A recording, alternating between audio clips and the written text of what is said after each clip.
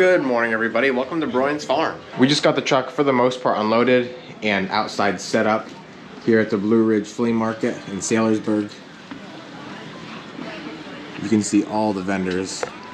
There's a road here with vendors on each side, a road here with vendors on each side, and like 4 more of the same thing. This is what our setup looks like. 22. Most of them are 22. I have the 2 large basket flats here. They're 26. The rest is all 22. And I have fuchsia back there too. If you like hummingbirds. Plants like the zinnias we know sell very well, so we bring 3-4 flats of them. Same for tomatoes and some certain kinds of lettuces and all that kind of stuff.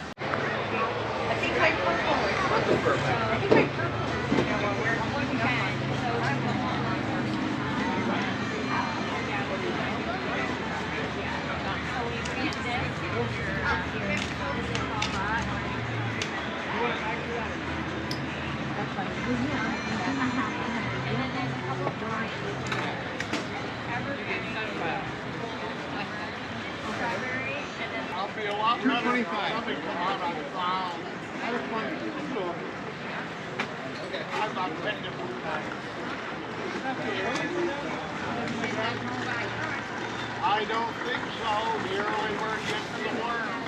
Mother Nature says, watch your garden. 3, 4, 5, 10. Thank you. Have a good day.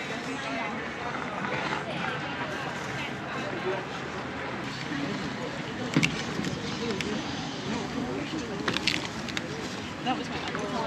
Thank you, but I have...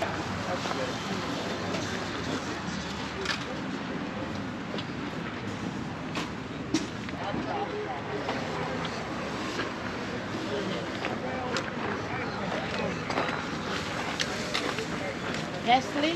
I'll be right there. Yep, get right in front of you. The curly and the flat. Nope. Okay then.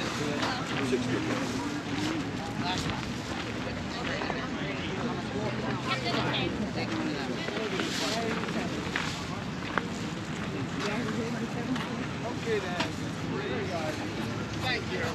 So we're a little bit over halfway through the day now. Went through quite a bit of stuff. This is all we have extra left on the racks.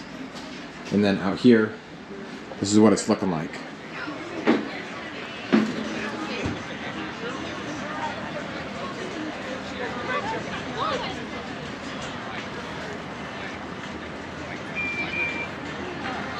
We're almost completely sold out of tomatoes and peppers, which is a little bit surprising because I kind of thought it was a little bit early for that yet, but I think everybody's just kind of getting excited. I can't very There's 40.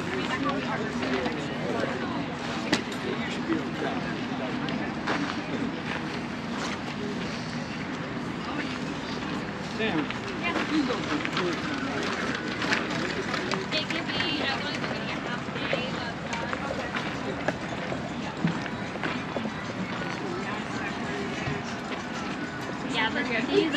The day is just now finishing up. Sammy's packing up her stuff.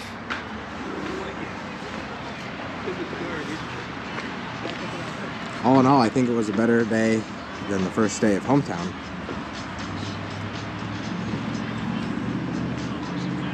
You can see a lot of the vendors are leaving.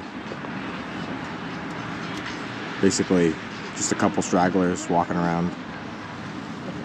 Basically, how I always judge if it's a good day or not is if all the stuff that we had to put on the ground when we first got here is up on the tables, and we way over exceeded that.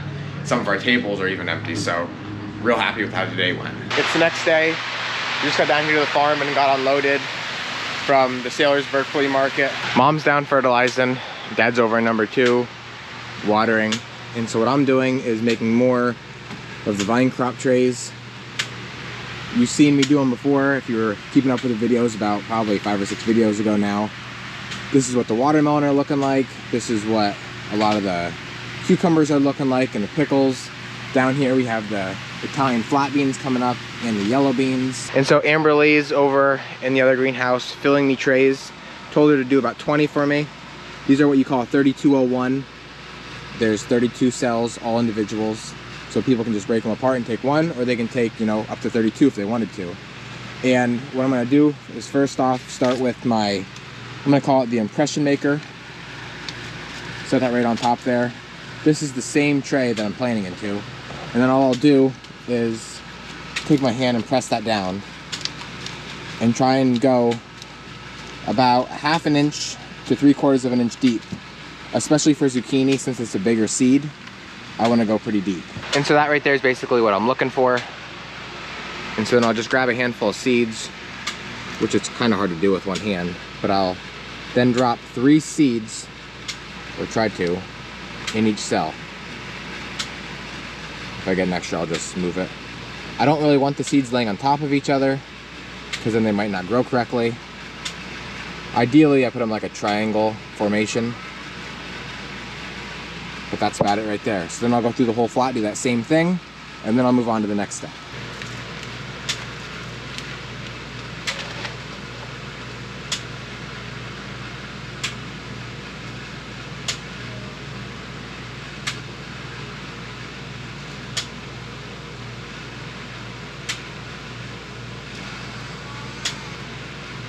When these flats were filled by Amberly, they were filled with our potting soil, which is kind of just a thicker dirt, bigger chunks of, like, you know, sticks and other stuff like that. This here that I'm going to cover them back up with now is our seeding soil, which goes into those tiny little 512 seed trays. And so it's just, I don't know, it makes it, I think, easier to level it out. I'm not getting a big stick in there and scooping that seed back out. That's my biggest deal. And so I kind of just feather it over as nice as I possibly can. That looks about good. And then I'll just take and I'll lightly fill in all the holes. And that's it right there, besides tagging it. I'll just take my regular zucchini tags. And I don't put it in every single, wrong way. I don't put it in every single one, just because I think it's kind of a waste of tags. Most people are taking 2, or don't really care if it has a tag in it. And so I do half of the tray.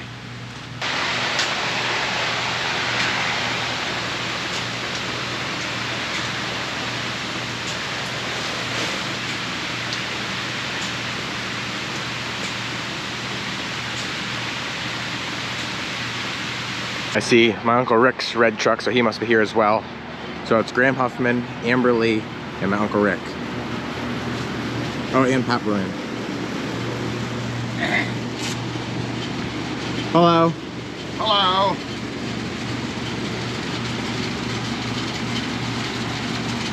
Graham left. Yeah, she went to eat. Yeah, she wasn't doing so good. I tell her she'd be better off to just go home and relax. She said she's coming back. That was just one of her alibis. I'm going for lunch.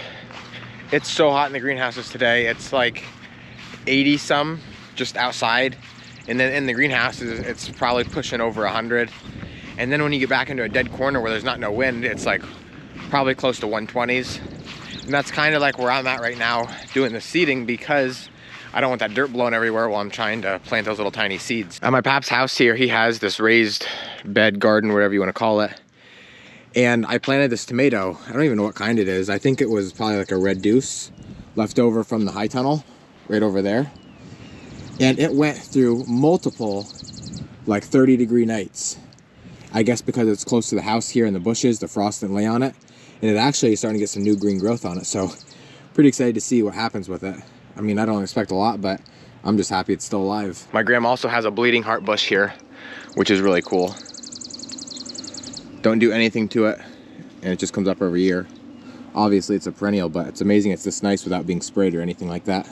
I finished zucchini. Now I'm moving on to cucumbers. And you can just see how much tinier the seeds are. Makes it a little more difficult, but still not bad at all. There's some that are pink, some that are blue. These ones just a regular white. There's green. All the cucumbers are now done, and the zucchini. We have straight 8, market more, pickling. We have green zucchini. I did watermelon. One other variety is tasty green, and I didn't do any yellow zucchini just because I'm not really gonna get into that today, but I am gonna do dill yet. Here's my packet of dill seed called Dill Bouquet, untreated. And I think a lot of these seeds are from Rep. And so instead of going in 3201s, these are gonna go in 1204s, sorry. And so that means they're gonna be in a 4-pack, and then you can just take each one out and plant them in your garden. I used to do them in 1201s, but then I think people were trying to separate them, and it could have possibly been killing the whole plant. So I did 1204s instead of 1201s, and I think it's just a lot better. And then they can plant those little bunches in different spots around their garden if that's what they wanted to do.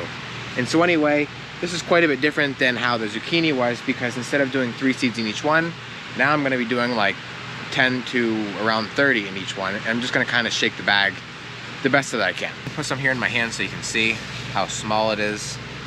A lot smaller than the pickles and zucchini were. So I'm just gonna try and get these out in my hand for right now. Too much, and it's just gonna crowd itself out just like anything else. So I try and do it evenly. And I try and also put it across that whole cell. It's not gonna be perfect.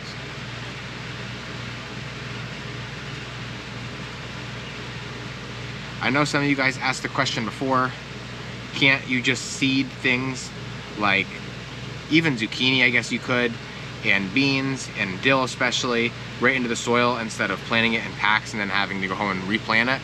And you could, but there's many, many people out there that want their plant already started. And so now this way, they can plant this right in the ground.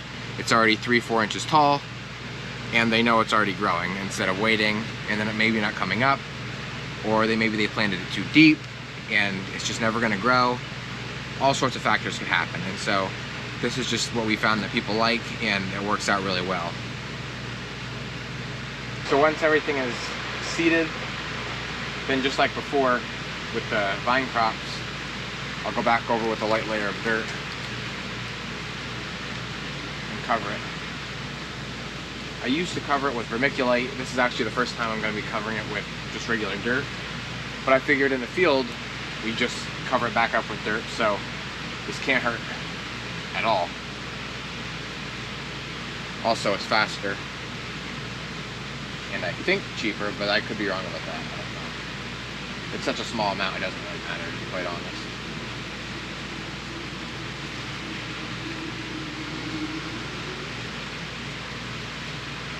And that's it right there. Then I'll take my tags from the tag maker that my mom bought.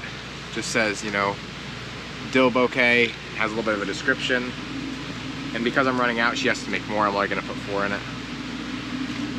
2 on each end. And that's it right there. Done.